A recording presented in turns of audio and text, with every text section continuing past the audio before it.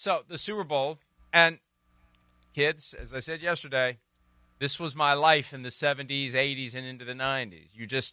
You assume the Super Bowl is going to suck, and you hope you get lucky. And it's one of those years where the game is actually undecided midway through the third quarter. You hope that's the case. And obviously it wasn't.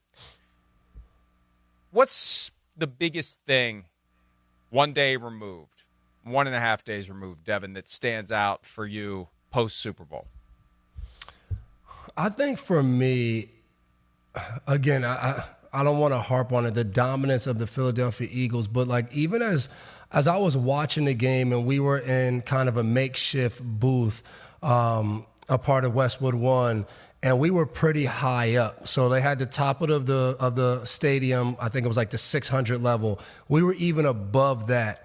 So from watching the game and then watching a little bit of it back yesterday, the Chiefs' game plan going into the game offensively of how to get open was pretty good, but it left out the fact that they couldn't block. Like, as I was watching the game, I felt like there were guys that were coming open and like there was a good play design, but we never got to actually see the design of the play. And then as I watched it back, 2 plays stuck out to me that were going to be like really good plays that they were setting up all game. DeAndre Hopkins late in the second quarter comes on a long over route where he's going to be wide open. He falls. And then later in the game, they find Xavier Worthy on that kind of play, and they connect on a deep pass where it was like their only good drive, where the kind of game was out of reach. It felt like there was some time left, so you kept like this really, really small bit of hope that the game could turn good. I think primarily because of Super Bowl 51, we all feel like, well, maybe. But like that plan of like, we're going to run these over routes because we can't get open outside, it just stuck out to me of like being a good play design, but it left out the one important thing of the football game was we can't block these guys. And it just stuck out to me of, yeah, you have these great coaching staffs, and the Kansas City Chiefs have one of the best staffs in the last, decade of having Andy Reid and Steve Spagnuolo. But how much of the game comes down to what Coach Belichick used to always tell us: the coaches can't go play.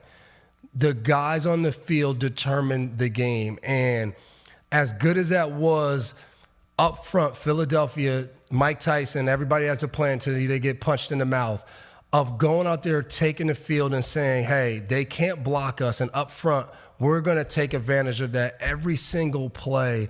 When you watch it back, for me, it was just like, damn, like this is a dominant front, and this is what you do in the game. No matter what's happened all year, you go out in the game and you say, we're going to make sure that we win this game strictly by what we do. And just they couldn't do anything. And even trying to go to a quicker passing game didn't matter because Philadelphia did a good job spreading the field. They did a good job marrying up their coverage and their pass rush. But again, like, it wasn't because like everyone kept saying like Kansas City, they're just not ready to go. They were ready to go. They were ready to three-peat. It just didn't matter. Philadelphia didn't care what Kansas City came and their plan was.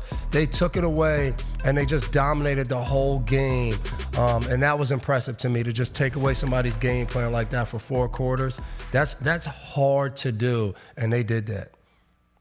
The Eagles knew they were vulnerable in a close game to the Mahomes magic. They lived that 2 years ago when they were up 10 points at halftime, and that lead went away, and the Eagles ended up winning the game. You beat the Chiefs, or the Chiefs won the game 2 years ago.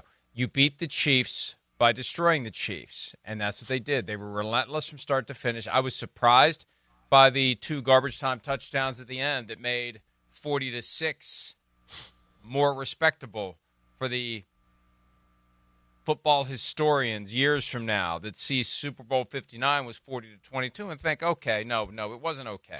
It was obliteration with 2 garbage time touchdowns and a pair of 2-point conversions to make it look moderately respectable. It was a blowout. It was an embarrassment for the Kansas City Chiefs that night. That's how much better the Eagles were. And that's okay. If you're going to keep going to the Super Bowl, you're going to have moments. You're going to have games that you win. You're going to have games that you lose. Or if you're the Vikings, you're going to have games that you lose. So, and the Bills. So, it's just when you're in the best possible game against the best possible competition, it's hard to go 4-0 like Joe Montana and Terry Bradshaw did. You're going to get a blemish at some point. And for Patrick Mahomes, it's 3-2. Hi, it's Mike Florio. Thanks for watching PFT on YouTube. Hit subscribe for the latest news and analysis from Pro Football Talk.